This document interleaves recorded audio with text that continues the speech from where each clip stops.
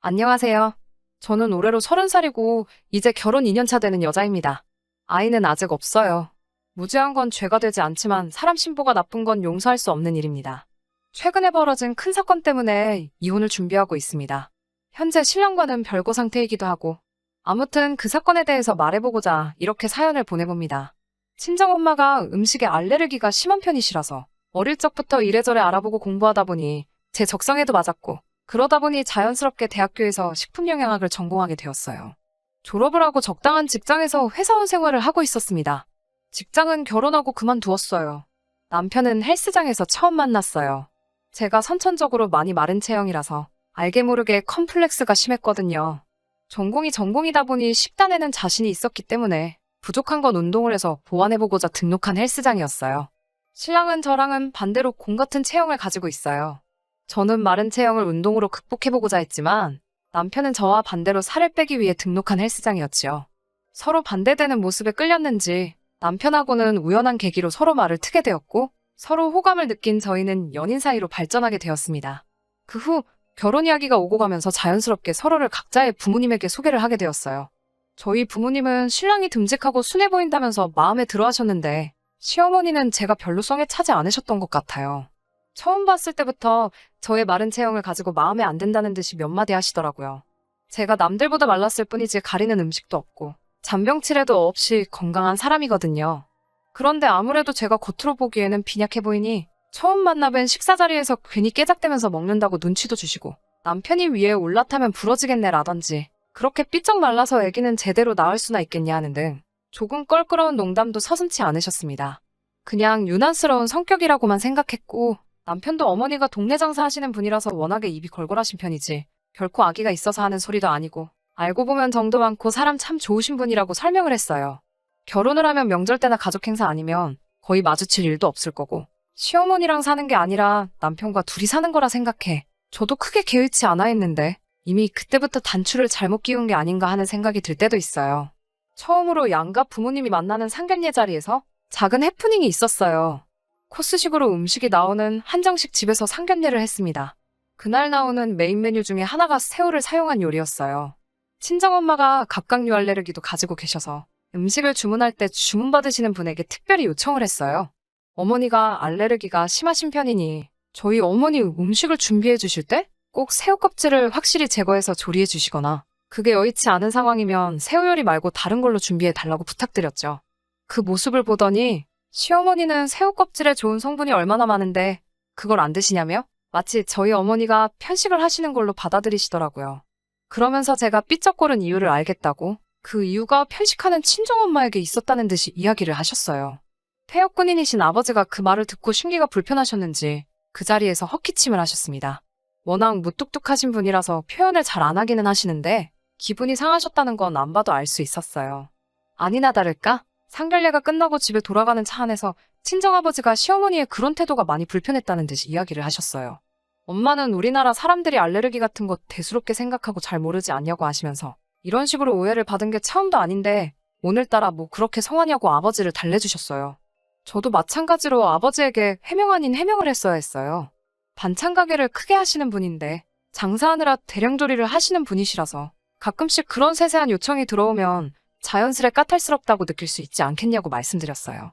시어머니가 그러시는 건 직업병 때문인 거고 저도 상견례가 있기 전부터도 자주 배웠고 절대 아기가 있어서 그러시는 분이 아니고 정 많고 좋은 분이라 설명을 드렸어요. 결국 아버지는 내켜하지 않으셨지만 알겠다고 이해를 하셨고 그 이후에도 몇 번 양가 부모님끼리 만나는 자리도 있었는데 다행히도 그때처럼 별다른 사건은 일어나지 않았습니다. 그렇게 결국 저와 남편은 결혼을 하게 되었습니다. 형편도 되지 않았고 해서 신혼살림은 의정부 쪽에 잡게 되었어요. 시가에서는 조금 무리를 해서라도 서울에 있는 시가 근처로 집을 구하는 게 어떻겠냐고 제안해왔지만 그것만큼은 다른 이유를 대서 거절했어요. 친정은 아버지가 군복무를 하셨던 양주 쪽이라서 거리가 있는 편이고 시댁 근처에 신혼집 잡아서 좋은 일 있었다는 사람도 본 적이 없어서 아쉬워하는 남편에게는 미안했지만 신혼집은 그냥 의정부 쪽에서 시작하고 형편이 나아지면 이사를 가자는 식으로 설득했습니다. 시아버지 생신날을 제외하고는 시댁에 불려가거나 하는 일도 없었어요. 그렇게 알콩달콩 꿈만 같던 신혼생활을 시작했어요. 혹시나 하는 마음에 남편을 병원에 데리고 가서 알레르기 항원 검사를 했는데 남편은 평생을 모르고 살았는데 견과류에 알레르기 반응이 있더라고요. 증상도 거의 없다시피 미미한 편이기도 했지만 알레르기라는 게 모르는 사이에 악화가 될 수도 있는 부분이라서 조심스럽게 되더라고요. 어느 날이었는데 결혼하고 처음으로 시어머니께 시가로 와보라는 전화를 받게 되었어요. 그날 처음으로 시어머니께 잔소리를 들었습니다. 남편의 회사가 시가에서 15분 거리로 굉장히 가까운 편이에요. 언제인지는 모르겠는데 남편이 저에게는 비밀로 하고 시가에 들려서 저녁 식사를 하고 갔었나 봐요. 그날 남편이 무슨 말을 했는지는 모르겠지만 그날 이야기를 가지고 시어머니는 제게 잔소리를 시작하셨습니다. 오랜만에 보니 애가 아주 반쪽이 되었다면서 신혼집을 근처로 잡았으면 애가 출퇴근하는데 고생이 덜했겠지 않았겠느냐고 제 고집 때문에 아들이 고생하고 있지 않느냐는 말로 시작을 하셨어요. 그러면서 제가 남편 밥도 똑바로 안 해준다는 듯이 말씀하시더라고요. 신혼집 위치에 대해서는 할 대답이 없었지만 식사에 관해서는 그렇지 않다고 아침밥도 꼬박꼬박 챙겨주고 있고 식단을 짜서 도시락까지 싸주고 저녁도 시간 맞춰서 꼭 먹이고 있다고 답변 드렸습니다.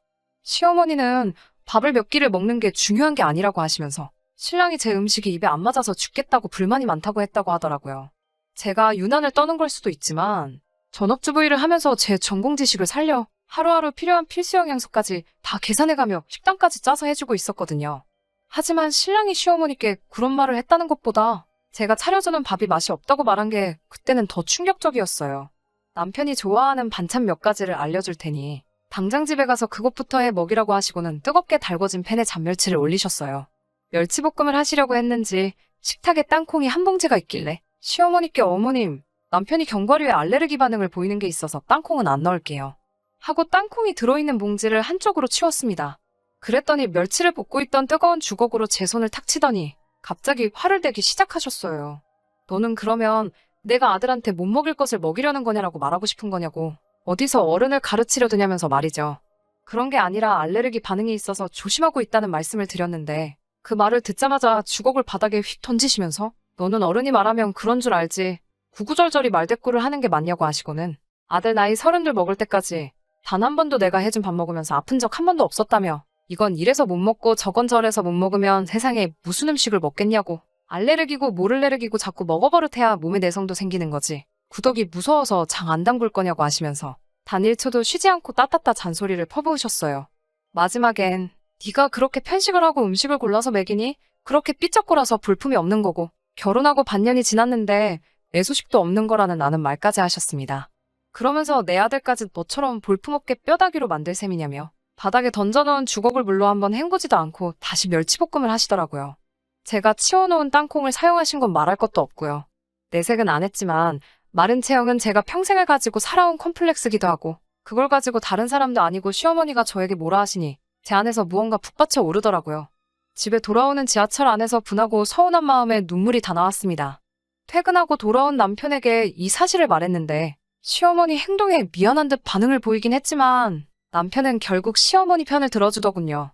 제가 해주는 밥이 엄마가 해주는 거에 비해 간도 심심하고 맛이 없기는 하다고요. 그때 제 안에 스위치가 꺼진 듯 남편에게 그렇게 엄마가 해주는 밥이 좋으면 나랑 결혼은 왜 했냐고 따지면서 엄마 밥 먹고 싶으면 엄마랑 가서 살라고 그날 서운했던 마음을 남편에게 전부 풀었습니다. 제가 다 화를 내고 나니 남편도 머쓱해졌는지 진심으로 사과하더라고요. 시어머니께는 자기가 두 번 다시 그런 말 하지 못하게 잘 이야기하겠다고 말을 하길래 그러지는 말라고 대답했어요. 시어머니 성격에 그새 제가 일러 바쳐서 일을 키웠다는 식으로 나올 것 같아서요. 하지만 그 이후로 명절같이 특별한 날을 제외하고는 시가 식구들하고 마주치는 일이 없으면 좋겠다고 말했고 남편도 그 말에 그러기로 했습니다. 그렇게 한동안은 시가와는 부딪히지 않고 살아왔어요. 남편도 저 몰래 시가에 가서 식사를 한다거나 하는 일도 없었고요. 괜히 제가 남편이어도 못하게 하는 것 같아 마음 한구석은 불편하기는 했지만 그렇게 하는 편이 저를 위해서 더 좋겠다는 게 제 생각이었습니다. 실제로 그렇게 한 이후로 남편과는 아무런 사건 없이 더 서로를 아껴주게 되었으니까요. 하지만 진짜 큰 사건은 따로 있었어요. 지금으로부터 4개월 전으로 돌아갑니다. 남편에게 나이가 6살 차이가 나는 여동생이 한 명 있었는데 결혼식 날짜가 잡히게 되었어요. 남편 될 사람은 미국에서 잘 나가는 변호사라고 들었고 한 달 후 결혼식을 올리고 미국으로 떠나기로 되어 있었습니다. 그래서 마지막으로 가족들이 다 같이 모여서 축하해주고 송별식도 해주고 싶다고 시가에서 가족 행사가 열리게 된 것이죠. 시어머니께서 저희 부모님도 꼭 모시고 오셨으면 좋겠다 하시더라고요. 사돈어른들 못 본 지도 한참 되었으니 시모가 솜씨발휘해서 대접 한번 해드리고 싶다고요. 내키지는 않았지만 그렇다고 그 말을 듣고 모셔가지 않을 수가 없었어요. 외식을 했었으면 좋았겠지만 시국이 시국인지라 인원 제한 때문에 대가족이 모여 식사할 수 있는 곳도 없었기 때문에 결국 예정된 대로 시가에 모여서 식사를 하게 되었습니다.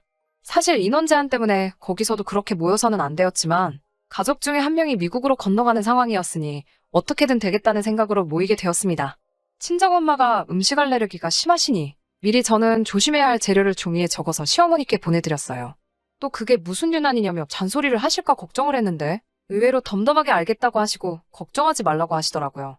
행사 당일 저는 다른 가족들보다 조금 먼저 도착해서 시어머니를 도우면서 상을 같이 차리고 있었습니다. 그런데 보니까 준비하신 해물전골에 꽃게도 몇 마리씩 들어가 있고 새우도 껍질째 그대로 준비되어 있었어요. 엄마는 드실 수가 없으니 조금 곤란한 모습을 보였는데 시어머니가 네 엄마 건 따로 만들었다고 하면서 된장찌개 뚝배기 하나를 보여주시더군요. 이것저것 잔뜩 들어간 해물전골에 비하면 두부건더기밖에 없어 볼품없었지만 그래도 육고기를 사용한 다른 요리도 많았기 때문에 크게 문제될 것이 없다고 생각했습니다. 신우를 위한 행사가 시작되었고 행복하게 잘 살라고 이런저런 좋은 이야기를 나누고 식사가 시작되었습니다. 반찬 가게를 하시기 때문에 시어머니 솜씨가 좋은 편이라서 자리에 있던 사람들 모두 다 음식이 맛있다고 칭찬 일색이었고 전반적으로 분위기가 아주 좋았어요.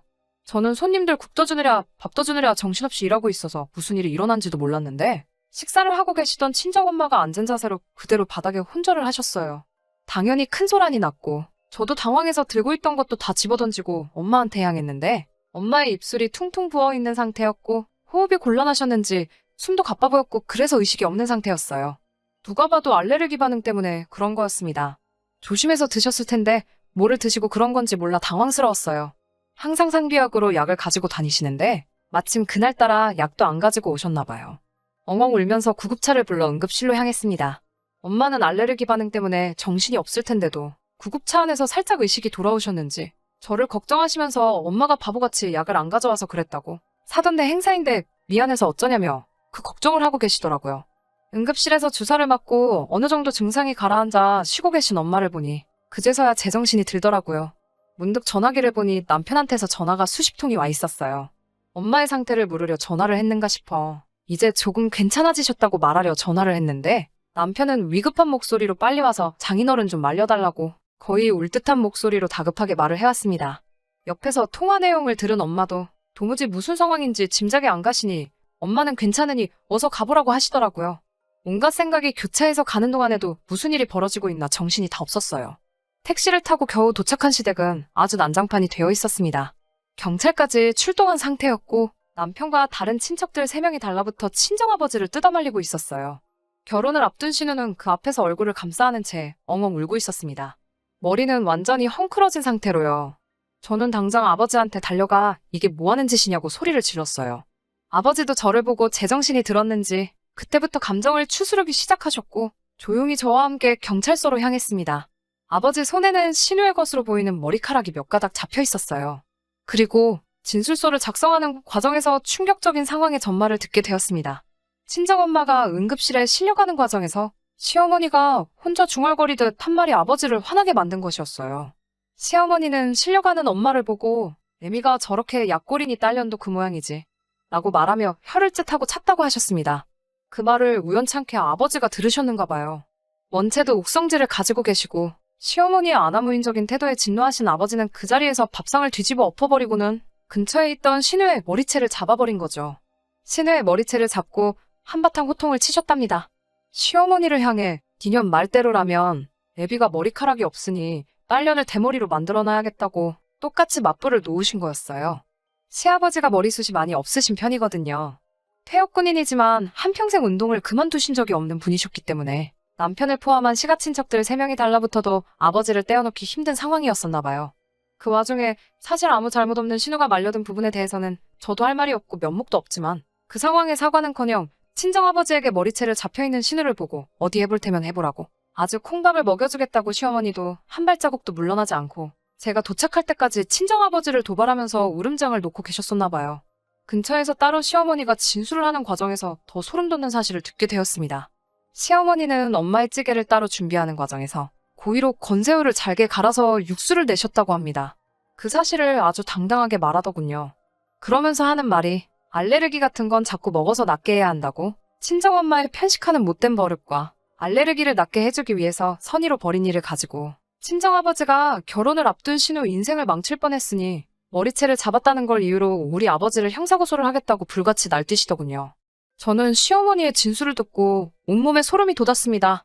알레르기가 그 정도의 반응을 일으킬 거라 생각 못하신 부분이 있다고 아무리 이해를 하려고 해봐도 제가 미리 친정엄마가 피해야 하는 음식 재료들까지 전부 적어드린 상황이고 그 증상이 심하다고 미리 언지를 드린 상태에서 그게 정말 선의가 되었든 아기를 가졌던 간에 의도적으로 독이나 마찬가지인 음식을 우리 엄마에게 먹였다는 사실을 믿을 수가 없었어요. 그때만큼은 시어머니가 사람으로 보이지 않았고 온몸에 소름이 다 돋을 정도였어요. 상황이 상황이니만큼 그날 이후로 남편과는 별거 중인 상황입니다. 그날 일로 목이 심하게 부으셨던 어머니는 아직도 큰 목소리를 내는데 어려움이 있으시고요. 남편과는 합의점을 찾지 못해 아직 이혼 소송을 진행 중인 상황입니다. 현재는 시댁에서 친정아버지를 고소한다고 했던 거는 아무래도 취하한 것 같습니다.